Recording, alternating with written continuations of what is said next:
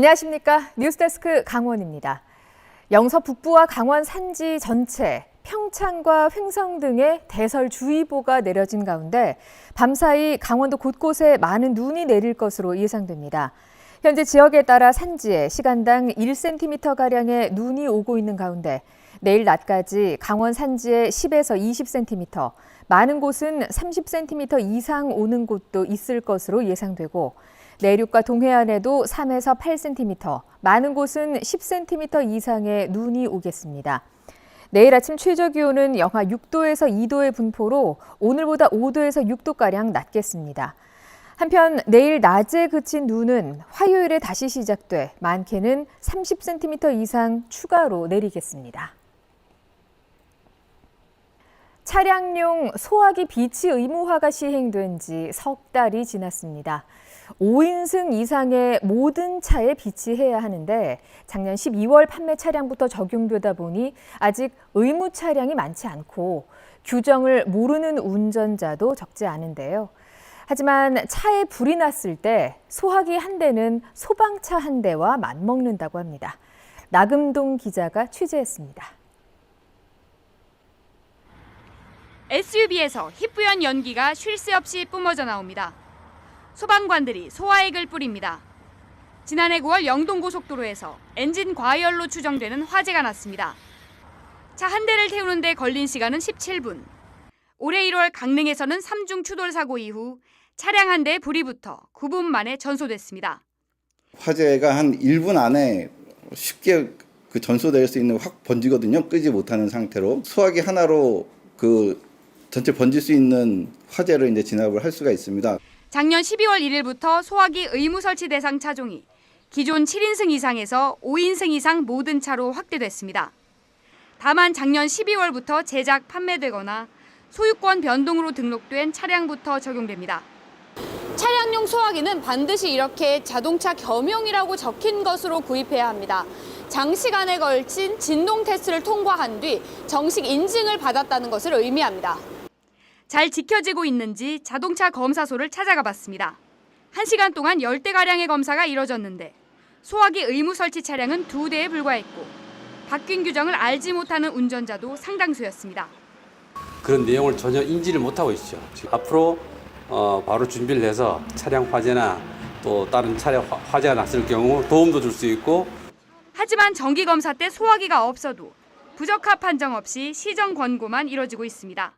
현재 대상 차량은 커다랗게 많지는 않은데 자동차 검사 과정에서 저희가 끝나고 그 부분에서 설명을 하고 의무적으로 장착을 할 수 있도록 권고하고 2020년부터 5년간 강원도에서 발생한 차량 화재는 1,077건으로 한 해 평균 215건. 이로 인해 13명이 숨지고 86억 원이 넘는 재산 피해가 났습니다. MBC 뉴스 나금동입니다. 학생 감소와 경기 침체 속에서도 지난해 사교육비가 역대 최고치를 기록했습니다. 강원도 학생들도 10명 가운데 7명 이상이 사교육에 참여했는데요. 특히 초등학교 고학년의 사교육 의존이 높았습니다. 박은지 기자가 보도합니다. 지난해 강원도 학생들의 사교육 참여율이 역대 최고인 73.4%로 나타났습니다. 학교급별로 보면 초등학교가 85%로 가장 높고 중학교 69.8%, 고등학교는 56.3%였고 일반고로 좁히면 62.4%였습니다. 사교육 참여 학생이 월 평균 지출하는 사교육비는 46만 1,000원인데 초등학교가 38만 8천 원, 중학교 51만 원, 고등학교 59만 8천 원입니다. 1년이면 초등학생 1명당 465만 원, 중학생 612만 원, 고등학생 1명당 717만 원가량을 지출하는 셈입니다. 신경호 교육감은 취임 이후 학력 향상을 강조하며 다양한 공교육 강화 대책을 내놨지만 사교육 참여 상승세가 계속되고 있습니다. 강원도 학생들의 사교육 참여는 2020년 63% 수준에서 2022년 70%를 넘더니 5년 새 10%포인트가량 올랐고 비용 부담도 10만 원 이상 올랐습니다. 80%에 달하는 전국 참여율에 비하면 강원도의 참여율이 높은 편은 아닌데 초등학교 5, 6학년은 전국 5, 6학년 평균보다 높고 특히 5학년은 90.1%로 서울에 이어 전국 2위로 참여율이 높습니다. 중학교 입학을 앞두고 사교육 의존이 높아지는 것으로 보입니다. 도교육청은 상급 학교로 진학하는 전환기 이음 교육을 마련해 집중 지원에 나서기로 했습니다. 그 학교급에 맞춰서 갖춰야 하는 기초 기본 학력을 교과별로 점검하고 보충해서 이를 반드시 채워 올려보내겠다는 겁니다. 그리고 올라가게 될 중학교와 고등학교에서는 학력과 심리, 정서적 진단을 지원하고 도교육청은 학교를 중심으로 공교육 역할을 더욱 강화하기 위해 초등학교부터 중학교, 고등학교까지 맞춤형 프로그램과 자기주도 학습 지원에 집중하고 있습니다. 사교육 수요를 학교 안으로 흡수하기 위해서 스스로 공부하는 학교 문화 만들기를 비롯한 다양한 프로그램을 운영 중이고요. 우리 교육청이 자체 제작한 교재도 해설 강의 동영상과 영어 듣기 평가 파일과 함께 3만 권 가까이 배부했습니다.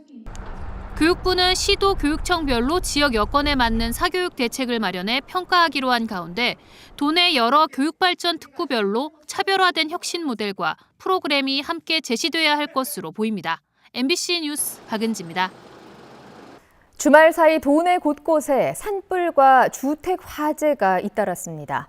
어제 저녁 6시 40분쯤 횡성군 청일면 유동리 야산에서 나무가 쓰러지면서 고압전선과 접촉해 불이 나 산림 2,500제곱미터와 토종 벌통 6개를 태우고 1시간 20분 만에 꺼졌습니다.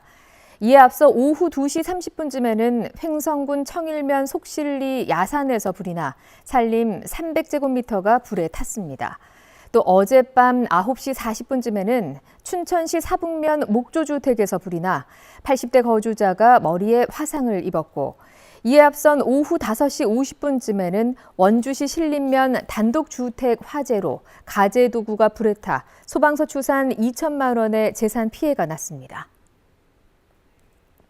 강원FC가 어제 열린 FC 서울과의 춘천 홈 경기에서 역대 최다 관중을 기록한 가운데 0대1로 아쉽게 졌습니다.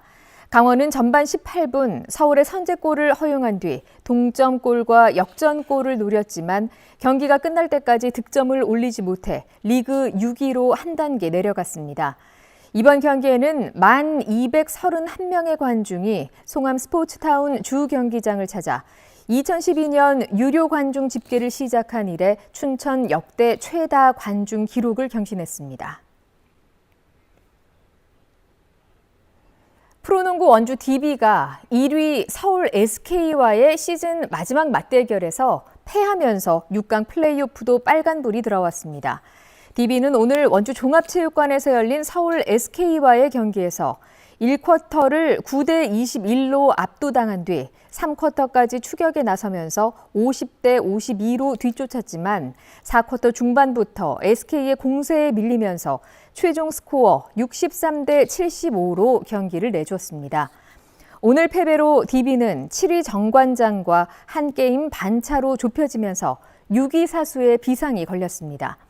한편 서울 SK는 오늘 승리로 46경기 만에 정규리그 우승을 확정지으면서 2011-12 시즌 DB가 세운 47경기 우승 기록을 깨뜨렸습니다.